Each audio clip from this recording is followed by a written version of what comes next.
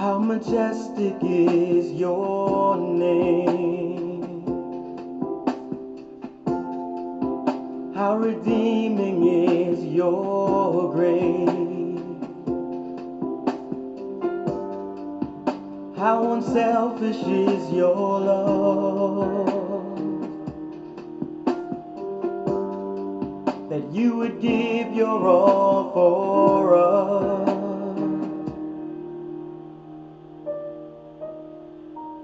So we cry out, holy is the Lamb, and we cry out, worthy is our Lord, and we cry out, we have been redeemed.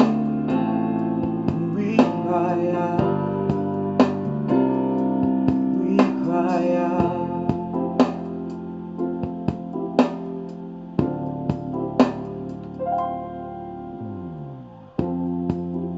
How revealing are your truths,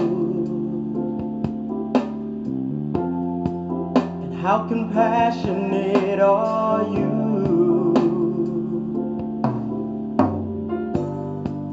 You're ever faithful till the end. How blessed we are to call you friend.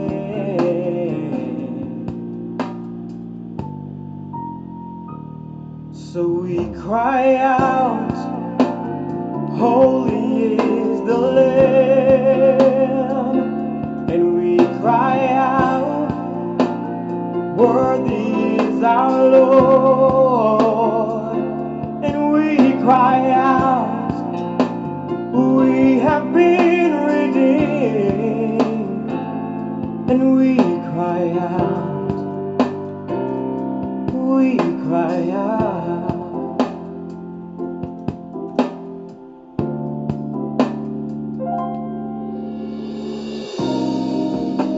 As we bow down to worship, incline your ear to hear us. Father, fill us with your presence.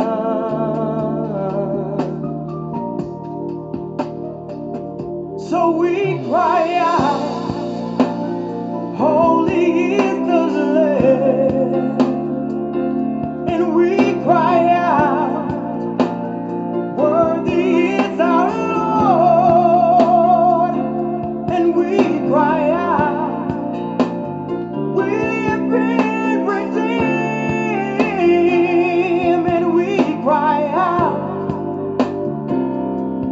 we cry out.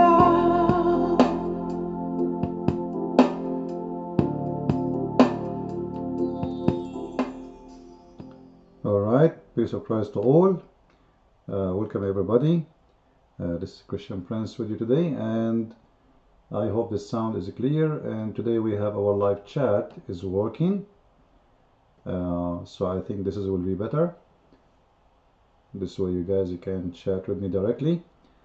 Please invite your friends. I did not really inform any yet. I'm not sure if the picture quality is good or not. Please just inform me so we can be sure it's good. Now today, as you see, the name is a topic we spoke about actually before, which is Muhammad in the Bible. And we have a brother, he asked me actually a few days ago, but each time I want to make a video about it, I find that there's something more, let us say, urgent to speak about, which is Muslims claim that Muhammad, he protected the Christians.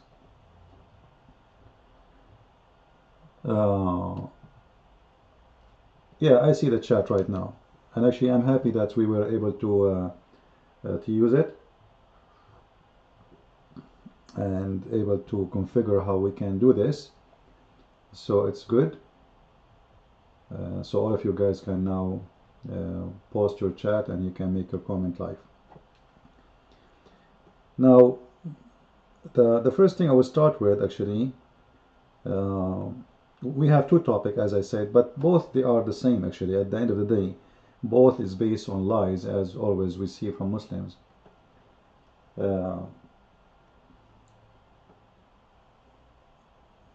the first one, I received an email about it, which is Muhammad, he sent a covenant letter to a Christian church, and it's all over the internet. And supposedly, the Muslims, they say, see how nice our prophet. First of all, this letter is not legitimate for very many reasons. Number one, never mention any Islamic source. Number two, Muslims themselves, they agree that there's only 3 letters Muhammad he sent. 3 known letters, not only. There's no 4, there's no 5, there's no 6. So the claim is really false, and I believe that document is nothing but a fabrication. However, let us say, for the sake of argument, this document is true. Are you saying to me, Muhammad, he said he will send his army, and his army will occupy our land, and then he will promise us to protect us? Like, what a nice gang. So he come to your home, he take your land, he take your country, and he put conditions on you, and he make you a third-hand citizen, and then we say Muhammad was protecting the Christians. This is a very funny fallacy, to the point like they make the criminal, the gang, the thief, the killer, the one who took your land, your home, your women, your children, and your money, and suddenly he is the one who protected you. Very weird, very stupid argument. But everything is possible these days, right? I mean, like even now, like anything, if you wanna, you can change the crime and make it a good work.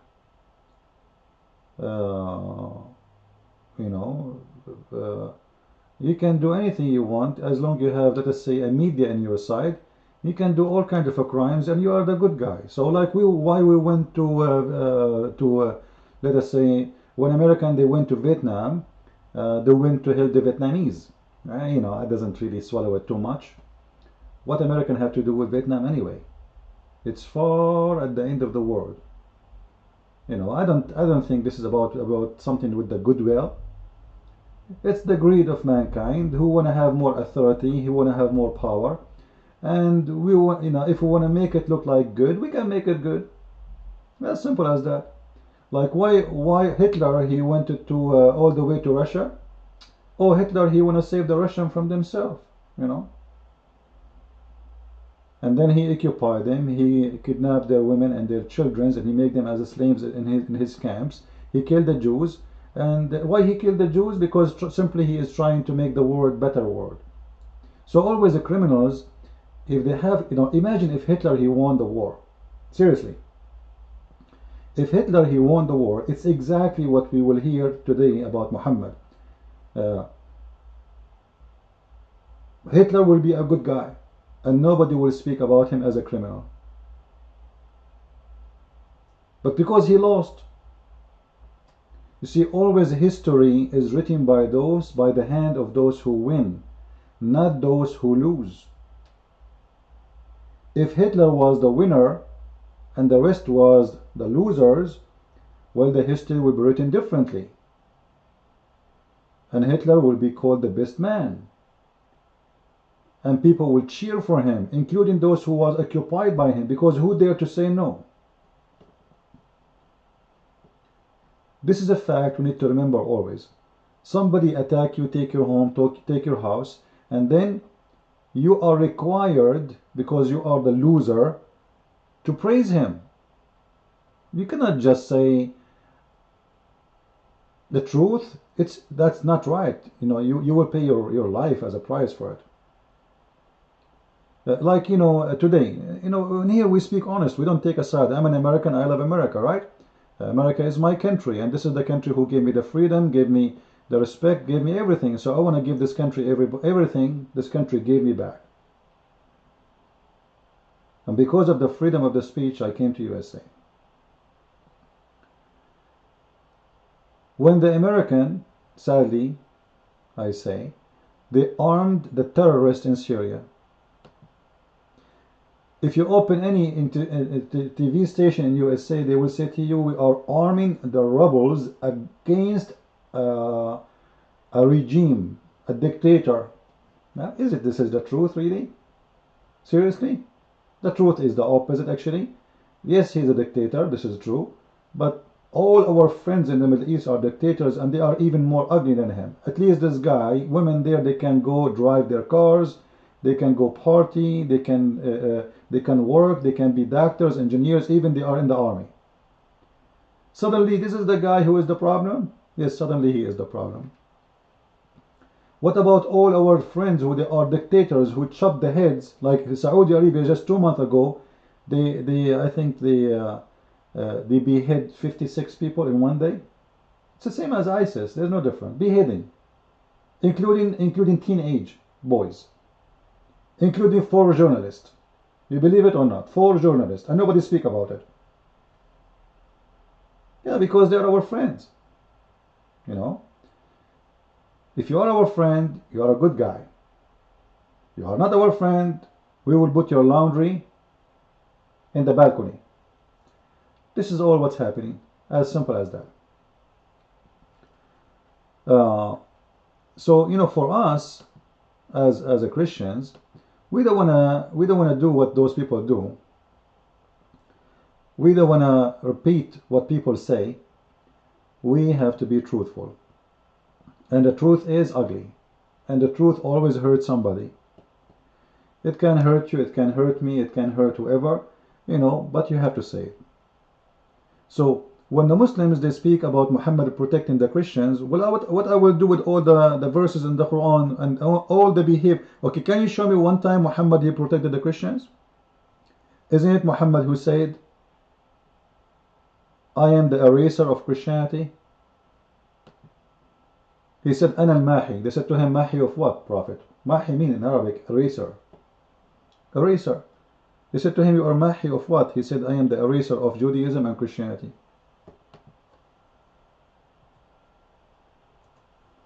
So he want to protect us, but he want to erase us? So all those fabrications, and by the way, if we ask the Muslims, the ones who talk about this, okay, so are you saying the verses in the Quran, they are not accurate? Because the verses in the Quran says, fight the Christians and the Jews until they pay the jizya with humiliation and being subdued. Being subdued, you know what subdued means? Is that the protection you are seeking? To be subdued with humiliation. If you go to Ibn Kathir, you will see Muhammad, he said,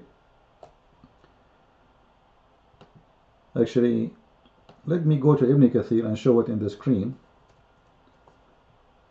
so we can make it clear before we go to the topic of Muhammad in the Bible. Ibn Kathir,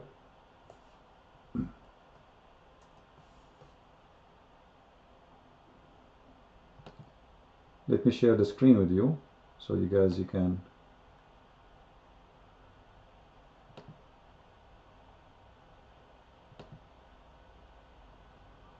Alright, screen sharing.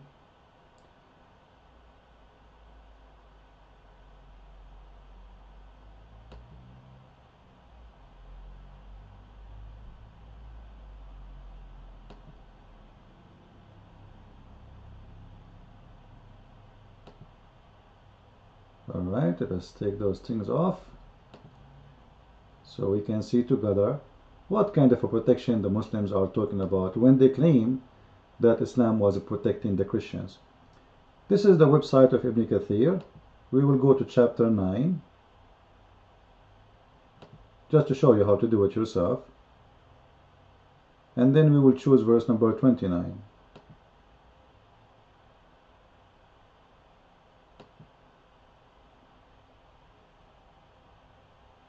Alright, we will move to the next page. Next page. You see here Muhammad, he says, وَإِنَّمَا الْمُشْرِكُونَ نَجِسٌ, so they will never be close to our holy mosque. And since then, Christians are not allowed even to live in Saudi Arabia or even to get close to Mecca. And if you get close to Mecca, they will behead you. You see how much protection they have? Muhammad is a very, very tolerant man. And this is actually what I say about the no-go zone. You know, when a stupid idiot, you know, an actor, he make a video on YouTube, his name is Russell. He's making fun of the no-go zone. He don't know, the idiot, that Islam practice no-go zone. It's a very racist religion. The verse is in front of you. وَإِنَّمَا الْمُشْرِكُونَ نَجِسٌ فَلَا يَقْرَبُوا الْمَسْجِدَ الْحَرَامَ بَعْدَ عَامِهِمْ هَذَا. The mushrikun, they are dirty, filthy, so they will not be allowed to get close from the Masjid al-Haram. So the sacred land is only for Muslims because we are dirty. And then Muhammad, he said, it's not allowed, and specifically prevent the Christians and the Jews. Why? Because we are filthy, dirty. You see, the Muslims, they can enter your church, they can jump in your church, they can occupy it, they can change it into mosque, but you cannot enter their mosque. And if you enter, you have a problem, especially if you enter close to Mecca. You should be killed. This is the no-go zone. The whole city of Mecca and Medina are sacred area. All right. Now we continue. Here it says, and feel themselves subdued. This is the Quran explaining the verse where it says, وَهُمْ صَاغِرُونَ. What does that mean? That's mean when the Christians live between Muslims, they will not live like the same as Muslims. They will live as trashy, low class, garbage between the Muslims. The Muslims are going to be leveled up and the Christians have to be taken down. They are not even equal to the slaves. Slaves will be treated better than them. And let us prove. Here it says, Allah, he ordered to fight all people of the scriptures, which mean us, as you see in the front of your eyes. To fight people of the scriptures until they pay the jizya. Now what is the jizya? What is the jizya? The Muslims, they say, or some stupid liars, they say to you that the jizya is a word mean tax. Tax. Well, let me show you the lie. That this has have nothing to do with tax, because you don't pay tax and you are subdued with humiliation. Tax is something everybody pay. Not for a certain religion. Tax every citizen in the country should pay. Not only for the word jizya in Arabic, it's mean the word jaza, which means penalty. Alright? Here it says, fight though against those nor who believe in Allah and the last day, etc., and do not believe in Islam, from the people of the scriptures, a specific order, specific war order to go against the Christians and kill them. Alright? Now, he says, after the pagan were defeated, supposedly we are the pagan, not the Muslims who kiss the black stone and go around the stone. The people enter Allah's religion in large numbers. You see? After the victory, a lot of people convert to Islam. As I said, history is written by the hand who is victorian. So the Muslims, they were victorious. So the tens of thousands enter Islam in one day. Why? Because people are fearing for their life. As you see in front of your eyes. I hope the screen is clear.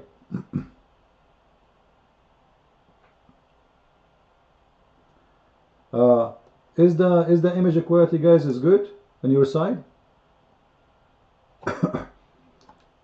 Is the image quality good?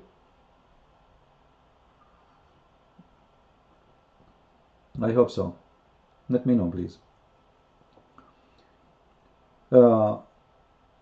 So the area is under the control of the Muslims. Now this is your area, this is your land, this is your home. It's under the control of the Muslims. And suddenly now the Muslims are doing you a favor. And suddenly the Muslim, they will say to you, we are protecting you. Protecting me from who? From myself. Which means I am a Muslim, I occupy you, and then I ask you for money to pay me to protect you from me.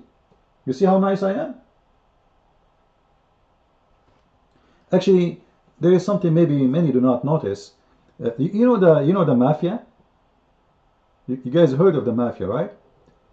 Mafia as a term, or let us say as a practice, it's something the Italian they learned from the Arab during the Arab occupation to Malta and many islands very close to Italy.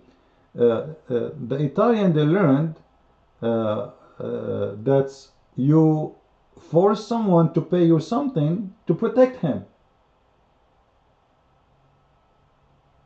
And this was the start of the gang. Muhammad, he's a gang, and he was the first gang,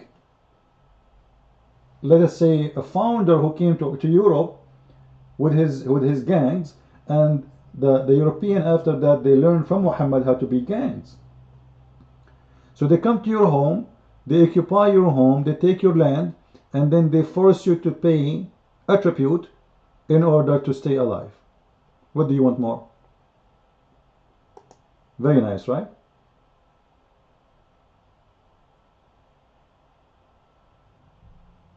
Very nice.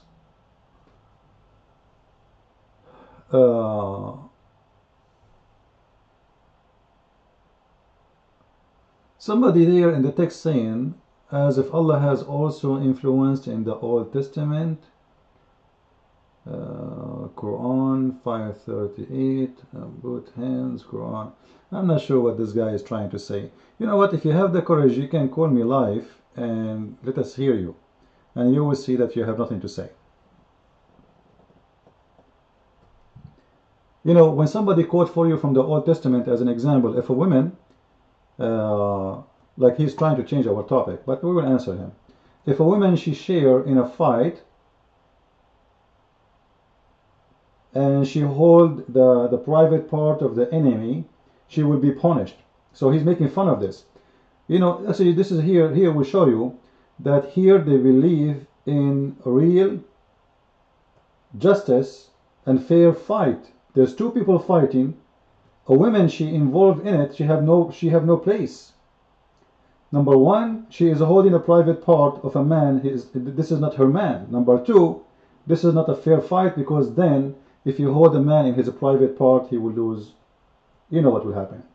So what the Bible talking there is about fair fight. If there's two people want to fight, at least should have a fair fight. But because you're filthy, you're trying to make fun of it. So obviously you have no problem if me and you, we are fighting and your wife, she hold my private part. Well, I think you have a good wife. So you can praise your wife, and may Allah save your wife hand for you. You see how they try, but you know, they have nothing to say. They're trying to divert our topic from exposing their prophet. Are you saying in Islam a Muslim woman, she is allowed to hold the private part of a man? Are you saying that? Actually, yes. In the Quran, there's a verse that says, Allah forgive all sin, and al-lamam is not even a sin. And they asked the Prophet, what is al-lamam? He explained, al-lamam is touch, hold, hugs, embrace, kissing, looking, etc. So a Muslim man, he can't touch a woman in her private part. A Muslim man, he can't touch a woman in her private part, and they can touch each other everywhere. And they can kiss, and they can even have all kinds of sexual relationship. As long there is no intercourse in Islam, this is called al-lamam. This is how filthy this religion. And yet they want to come and speak about your Bible. Now we go back. So as you see here, the Muslims, they control your land, they take your wealth, they take your money, and then after that they force you to work for them as a slave for your eternal life. As long as you're alive, you work to pay them. And yet the Muslims, they have no shame to say we are protecting the Christians. Like, did we ask you for protection? You are a foreigner, you are a stranger, you are not from our land, you occupy our land, you take our wealth, and then you are saying to me, you protect me from who? From you.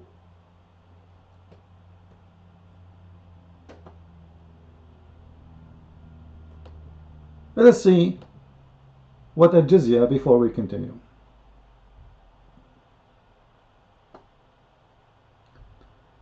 Paying jizya is a sign of kufr and disgrace. You see disgrace? So jizya is not a tax, as many liars they say. Do you see it? is a sign of kufr and disgrace.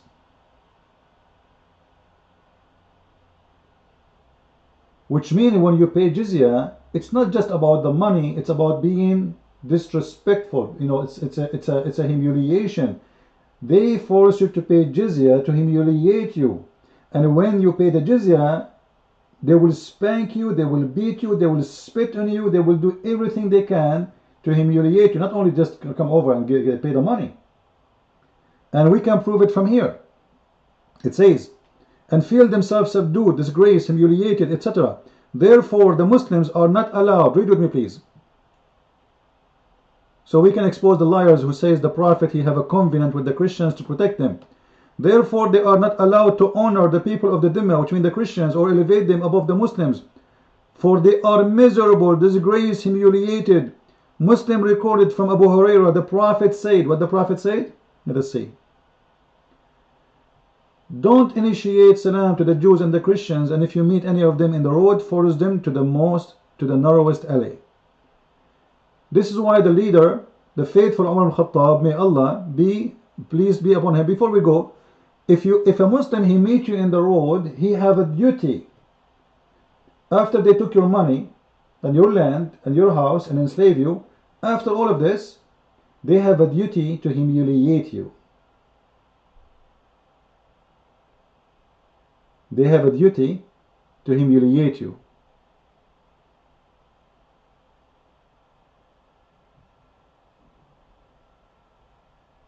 You see the duty? If you see him if you are actually what this is about, by the way, force them to the most narrow alley. For people who do not know, in old days they used to have an open sewage. The sewage, it was not like now. Sewage is just an open canal in the side of the road where dirty water run from every house. So if you are walking by and a Muslim walking by, you cannot walk with the Muslim in the same street. You have to jump in the sewage. You are a Christian. You are a Jew. This is what Muhammad is saying. Don't initiate salam to the Jews and the Christian. Don't say assalamu alaikum. It's not allowed for a Muslim to say. This is why you see, if you're in a chat room, you will see a Muslim says assalamu alaikum to the Muslims. He don't say assalamu alaikum to the Muslims. And if he say it, he don't mean it. He's not allowed to say peace to you, for you are not a Muslim, because peace will not be given to non-Muslims. Only war for non-Muslims. So when a Muslim he see you in the street, he have to spit in your face, humiliate you. And actually there's a video in the internet about a filthy guy who was in England. He said, well, if we are now in control in England, our duty, if we see a Christian or a Jew or an atheist in the street, we capture him, we take him to the market, we sell him.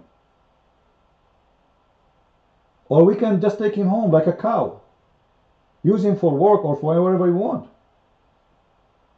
or sex slave. This is Islam. And yet those people, they have no shame to say that we are protecting you. The stream is lagging.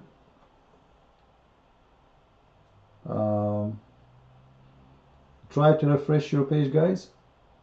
I hope the page is going to get better. I'm not sure why. So is my sound not good?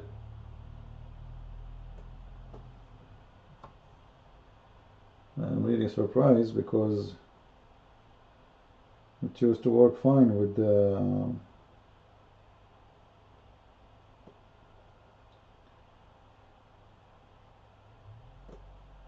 YouTube. Let's see. I'm gonna check out and see how it is really. Try to hear myself speaking.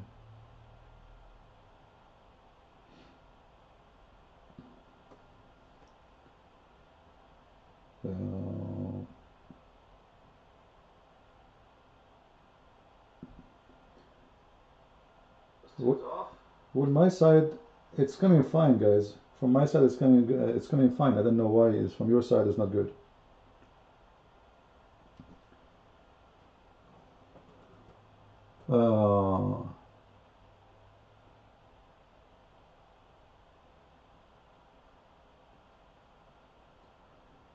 Anyway, so the Muslim, he have a duty to humiliate you. They have a duty to as you see in front of you. This is why Umar al-Khattab, may Allah bless him, he demand his well-known conditions to meet by the Christians. These conditions are ensure their continuous humiliation, degradation and disgrace. The scholar of the hadith, etc. So you can read it. Very filthy treatment for the Christians for one reason, just because you are a Christian.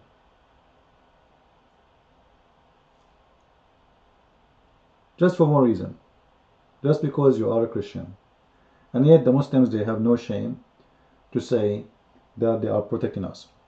So I hope we answer this question. You know, we have a brother Frederick, he asked this question here, we answer him. And now we go to Muhammad in the Bible.